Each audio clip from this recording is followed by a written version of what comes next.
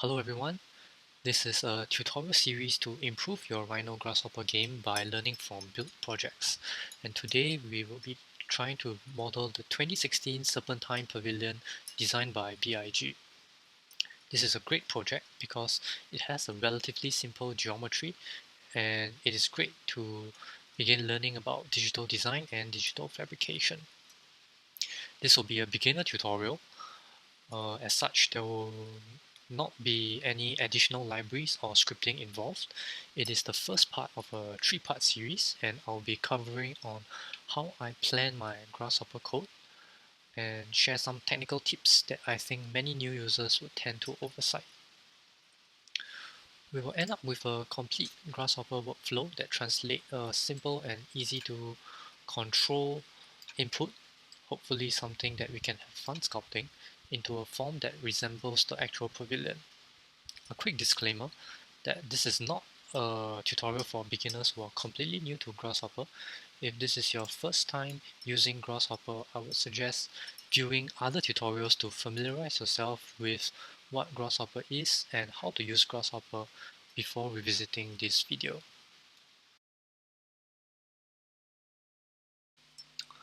To be objective with your Grasshopper code, you have to ask yourself two questions. What is the most effective input and what is the most flexible output that you want from your code? Taking a look at the Grasshopper environment, there are many default parameters available for you to use. While you may think that the more parameters you use might give you more control, this isn't always necessarily true. With every unnecessary parameter you add, you may lose control and readability of your code. If there is a point where you are unsure of how a parameter affects your code, that will mean you have way too many parameters and you should work to simplify your code.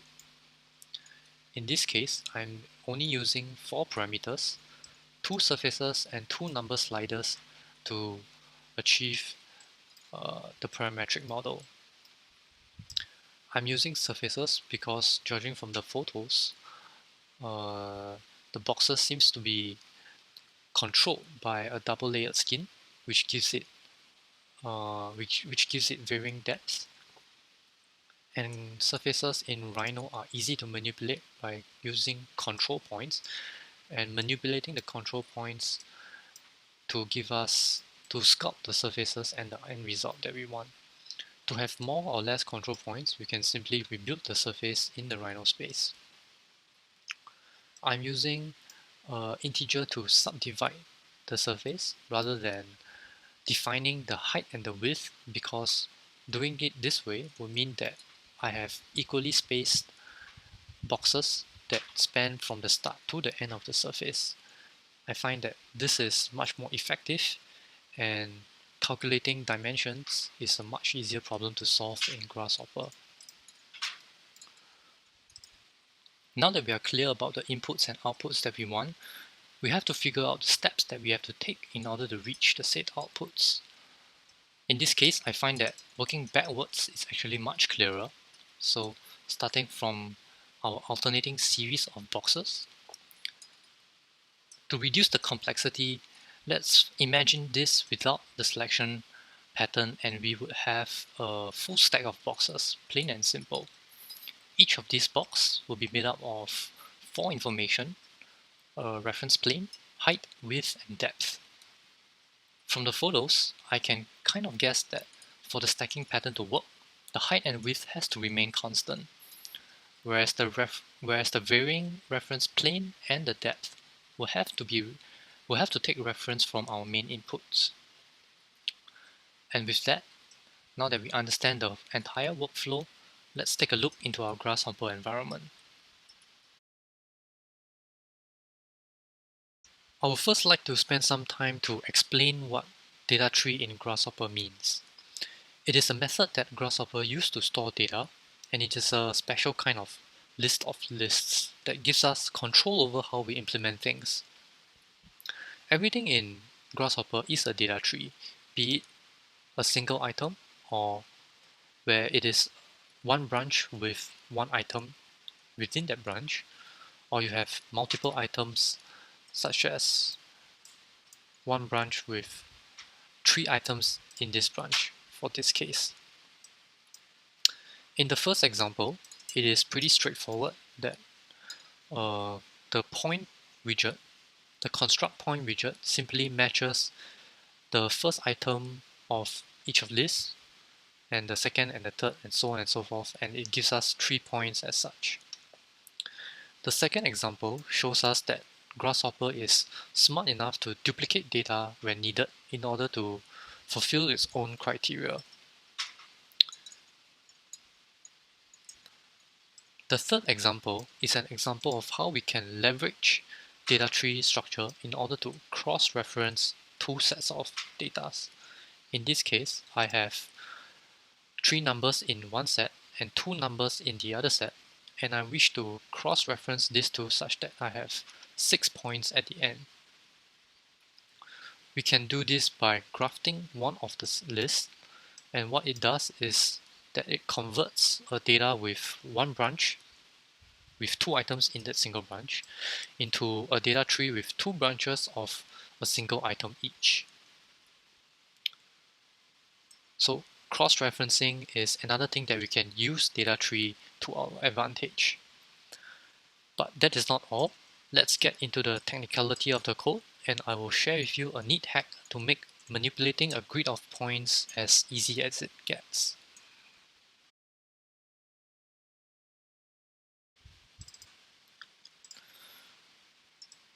To begin, I have oriented both my surfaces such that I'm using the global x-axis to represent the depth, the global y and z-axis to represent the width and the height. Doing this allows me to use the bounding box component to its full advantage. Using the box properties, I can extract the diagonal vector. Deconstruct the diagonal vector will give me the global y length of this box. In this case, it's 15 meters along the y-axis, 4.8 meters along the z-axis. Dividing both numbers by our y count and z count respectively, and that tells us that our individual boxes will need to be of 0.6 meter in width and 0.48 meter in height. So that is 2 information down. Next, we will need to calculate the depth, and for that I'm using the series widget, and that will help us create a list of numbers which we can then use to create a grid of points along the surface. Similar to the data tree examples as before, both my series widget are a single branch but of different number of items. Putting that in my point constructor will give me a single branch with 25 items. But like we mentioned before, we can easily work this out by grafting one of the components, and that will give us 250 points. So 25 column, 10 rows, 250 points. That is correct. But looking at this data tree of 10 branches of 25 items each, if we were to simplify the output, that simply removes the unnecessary zeros. We can see that we can intuitively guess that the branch path will allow us to know which row is it on, and the list index will tell us which column it is on. However, remember that the branch paths are not it's not just on a single level. We can make use of the fact that a data tree branch can be there can be a hierarchy in the data tree branch by grafting the output, simplifying the output, and now we have a data tree of 250 branches of a single item each. And if this is the first time you're seeing a grid of points represented this way, you can make an intuitive guess that now our branch path will tell us exactly which row and which column the point is on.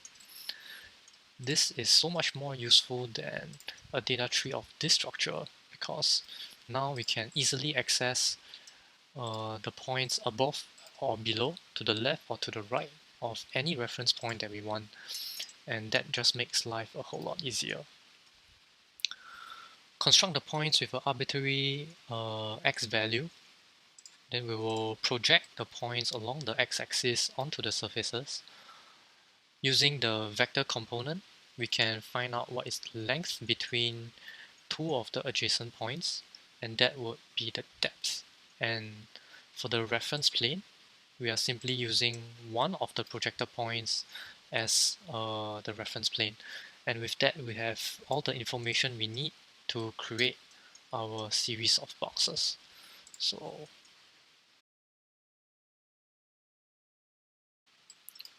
to figure out how we can dispatch our boxes to give us the pattern that we want, let's take a closer look at a smaller sample which I've created here. This panel represents a batch of the branch path to the 9 boxes at this corner of our pavilion. And writing out this way, we can see that the branch path may be able to be used as a selection criteria. If we were to add the two numbers of the branch path, i.e. the row number and the column number of each box together, and if that number were to be even or odd, we can use this Boolean list to dispatch our boxes to give us the pattern that we want. So how we do that? We can use the tree statistics widget, extract out all of our paths, deconstruct the paths. Using list item, we can access the first item of the path and the second item of the path, sum them up, calculate the modulus 2, and we can create our Boolean list using the equality widget. With this Boolean list, we can run through a dispatch widget, and that will give us the correct alternating branch paths to give us this pattern. Swapping that will simply give us the other set of boxes, and at this point either set of box would work.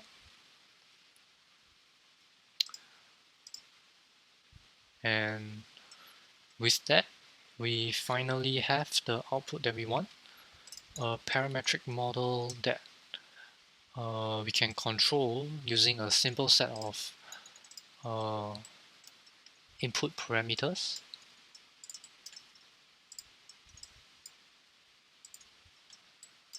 And now that we have a system that gives us so much freedom in sculpting, it's time to take a step back and look into how Grasshopper can be used to include design analysis into our parametric model. I hope you find this tutorial helpful. Leave a comment below if you have any questions, and I will see you in the next episode.